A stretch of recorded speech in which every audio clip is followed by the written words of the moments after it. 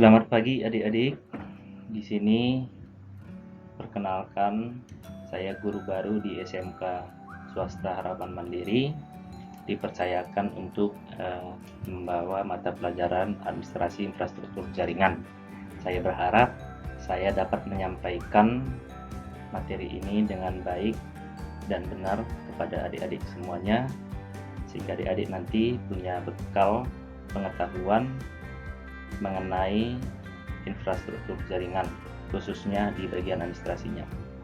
Sebelum itu saya berharap adik-adik tetap semangat dalam proses pembelajaran walaupun kita belajarnya dari rumah. Mudah-mudahan tidak mengurangi pengetahuan adik-adik atau semangat adik-adik dalam proses pembelajaran ini. Oke, terima kasih. Kita masuk ke materi kita ya.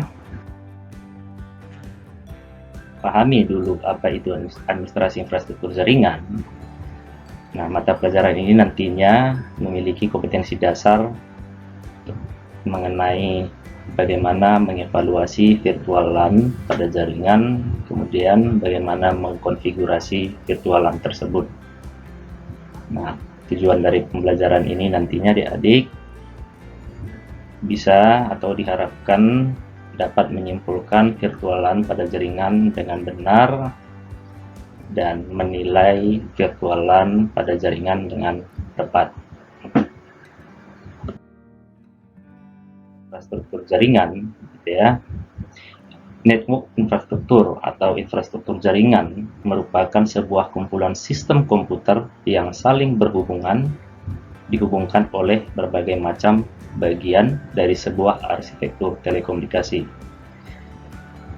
Arsitektur telekomunikasi itu sendiri merupakan urutan proses kerja pada sebuah host, ya, pada sebuah host untuk melakukan proses pengiriman atau penerimaan baik data dan lain-lain. Kalau kita lihat secara umum atau secara sederhana, infrastruktur jaringan itu bisa kita lihat seperti gambar atau di layar adik-adik. Di situ ada, kita lihat ada internet, ya, dimana ada internet ini dihubungkan ke router, tapi sebelumnya ada di sini firewall. Nanti ada topik khusus kita bahas tentang firewall. Dan ada router, ini juga ada topik khususnya nanti. Memahami dulu gambaran dari infrastruktur jaringan itu secara sederhana, gitu ya. Jadi ada switch dihubungkan ke beberapa PC atau boleh kita sebut beberapa server. Kemudian ada switch kedua dihubungkan ke beberapa media lain, misalnya ada mobile phone, ada printer, ada laptop. Kemudian ada PC ketiga, switch ketiga switch ketiga maksud saya dihubungkan ke komputer klien yang lain. Nah, ini gambaran umum dari infrastruktur jaringan. Jadi dalam infrastruktur jaringan ini ada proses pertukaran data, ya, pertukaran pengiriman atau penerimaan data. Misalnya dari server ke klien ini ada memanggil data ke server ini, misalnya seperti itu. Jadi ini gambaran umum dari infrastruktur jaringan. Nah, apa sebenarnya yang dimaksud dengan virtual LAN, gitu ya? Virtual LAN atau yang sering disingkat dengan VLAN merupakan sebuah model jaringan yang membagi beberapa jaringan secara logikal ke dalam beberapa jalur yang berbeda, tapi tetap melewati perangkat atau penghubung yang sama.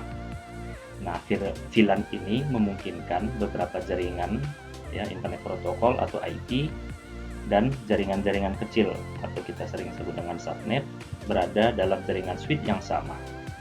Agar komputer bisa berkomunikasi pada VLAN yang sama tadi, setiap komputer harus memiliki sebuah alamat IP dan subnet max yang sesuai dengan VLAN tersebut. Nanti untuk pengetahuan secara praktiknya kita lakukan dengan aplikasi paket tracing dari Cisco, ya.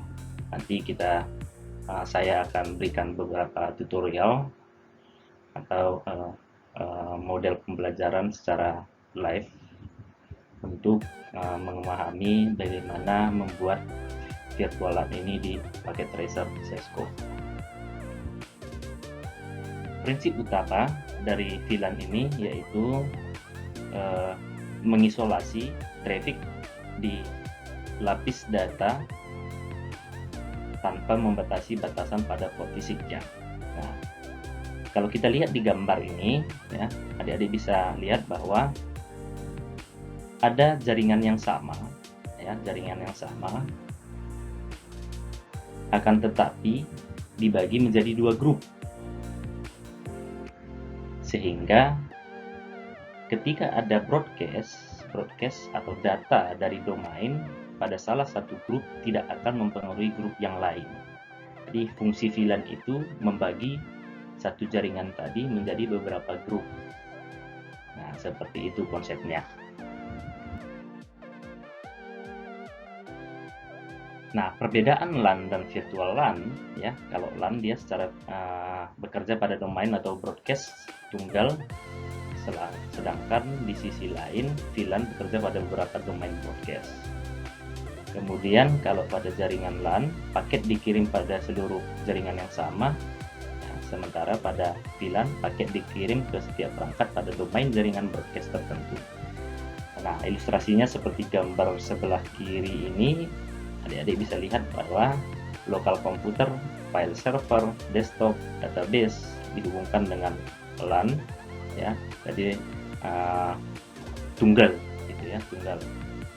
Kemudian kalau kita bandingkan dengan virtual LAN, ada router, di mana nanti router ini dihubungkan ke switch nanti akan kita buat virtual LAN beberapa grup, misalnya virtual LAN A dan virtual LAN B.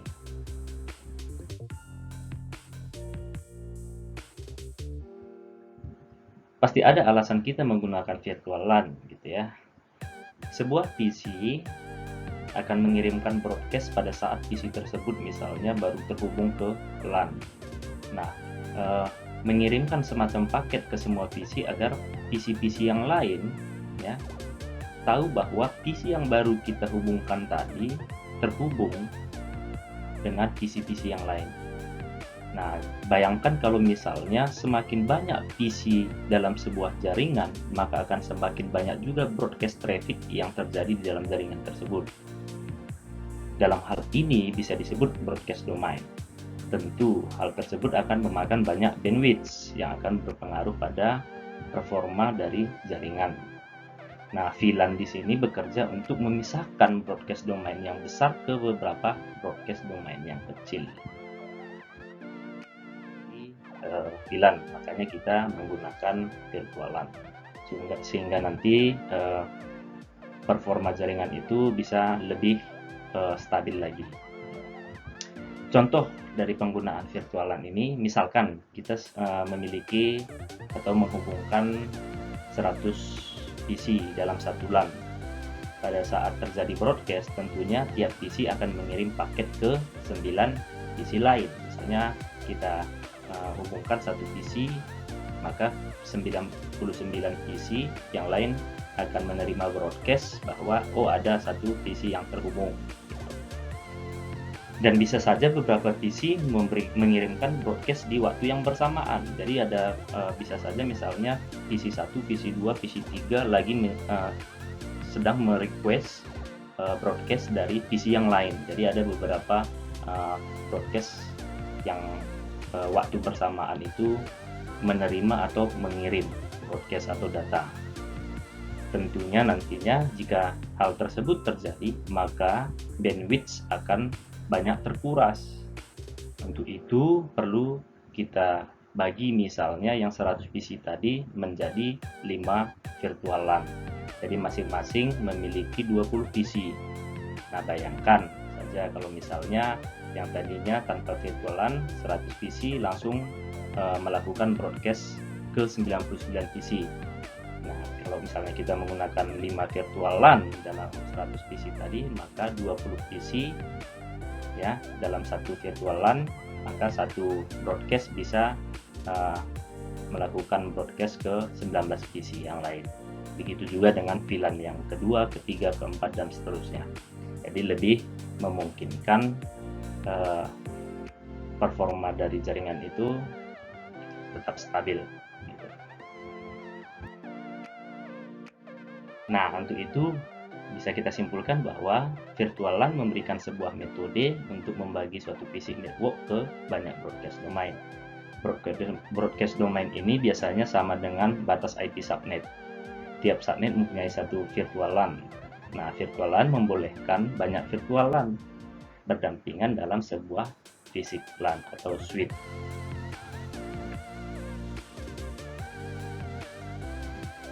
Nah, virtual LAN sendiri mempunyai beberapa jenis ya. Yang pertama itu ada default virtual LAN. Nah, di sini virtual LAN yang default ini maksudnya sudah ada sejak pertama kali switch dihidupkan. Jadi begitu switch dihidupkan, maka virtual LAN secara default itu sudah ada. Sebelum kita konfigurasi, maka semua port yang ada pada switch akan terhubung ke dalam defaultnya virtual LAN dan dapat tergabung pada masing-masing virtual LAN. Jadi kalau misalnya dalam Cisco itu nanti default virtual LAN itu kita ada disebut dia virtual LAN 1. Nah, kemudian ada juga jenis virtual LAN atau VLAN, data VLAN. Data VLAN hanya mengatur traffic data pada virtual LAN. Kemudian ada native VLAN yang di VLAN. Native VLAN ini adalah VLAN yang dikembalikan ke suatu port apabila tidak dalam bentuk trunking atau anti-gate.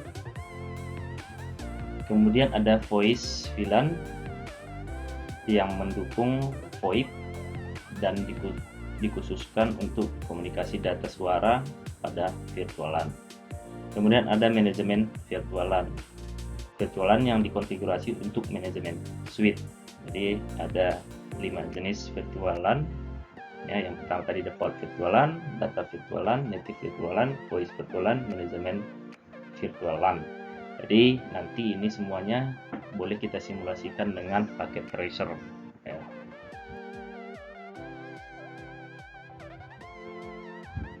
Nah, keuntungan menggunakan virtual LAN ini yang pertama di bagian security atau dalam security, maka tiap data yang bersifat sensitif akan terpisah dari jaringan yang ada karena tadi sudah kita bagi segmen-segmennya ya, atau kita bagi dalam satu jaringan itu kita bagi beberapa virtual LAN sehingga akan mengurangi pelanggaran akses ke informasi rahasia dan penting.